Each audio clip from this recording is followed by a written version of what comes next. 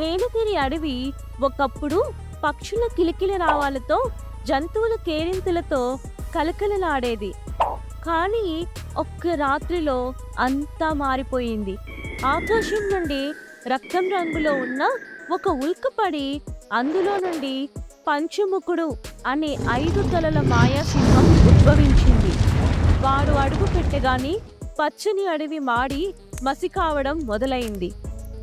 ఒక ఉదయం సెలయేటి దగ్గర నీళ్లు తాగుతున్న అమాయకపు జింకల గుంపు మీద పంచముఖుడు విరుచుకుపడ్డాడు. జింక భయంతో, మమ్మల్ని వదిలేయండి ప్రభు, మేమేం పాపం చేశాం?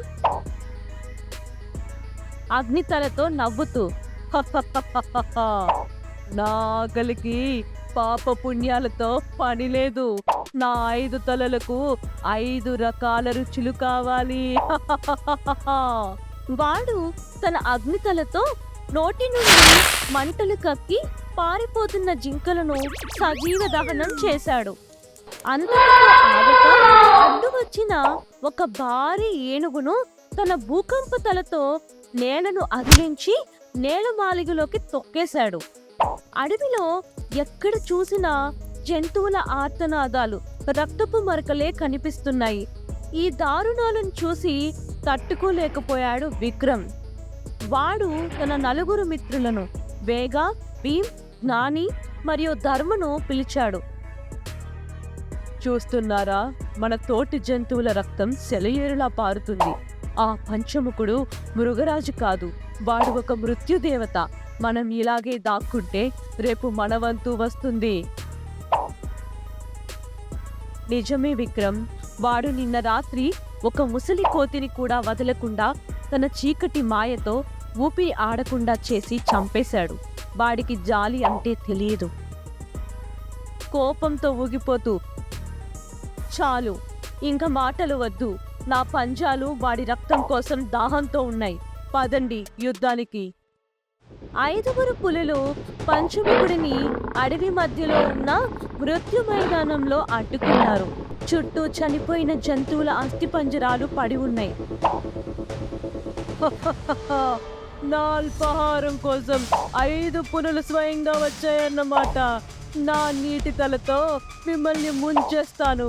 నా గాలి తలతో మిమ్మల్ని ముక్కలు చేస్తాను. వాడు ఒక్కసారిగా గర్జించగా అడవిలో పెను తుఫాను మొదలైంది.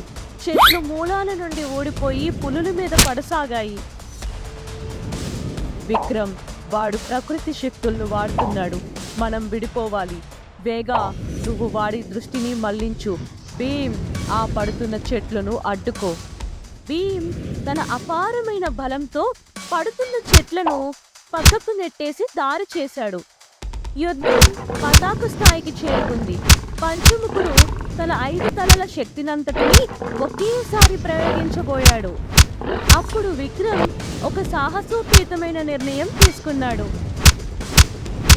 మిత్రులారా, వాడి 5 తలలు కలిసే చోటు వాడి మెడ. మనమందరం ఒకేసారి 5 వైపుల నుండి వాడి మెడ మీద దాడి చేయాలి. అసాధ్యం, నా మాయా కవచాన్ని మీరు ఛేదించలేరు.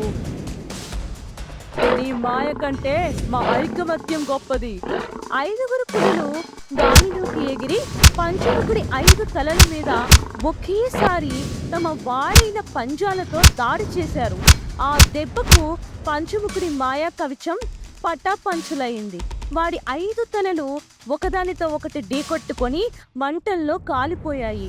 ఆ రాక్షసుడు భయంకరమైన కేక వేస్తూ నేలకూలాడు. రాక్షసుడు అంతమవగానే ఆకాశం నిర్మలమైంది. చనిపోయిన జంతువుల ఆత్మలకు శాంతి చేకూరినట్లు అడవిలో ఒక చల్లని గాలి వీచింది. అడవి మళ్ళీ మనదే, కానీ గుర్తుంచుకోండి, మనం కలిసి ఉంటేనే ఈ శాంతి ఉంటుంది. నీతి, అక్రమమైన బలం ఎన్ని రూపాలు ఎత్తినా ధర్మం కోసం పోరాడే ఐకమత్యం ముందు అది తలవంచక తప్పదు. మరిన్ని కథల కోసం మా ఛానల్ని సబ్స్క్రైబ్ చేసుకోండి.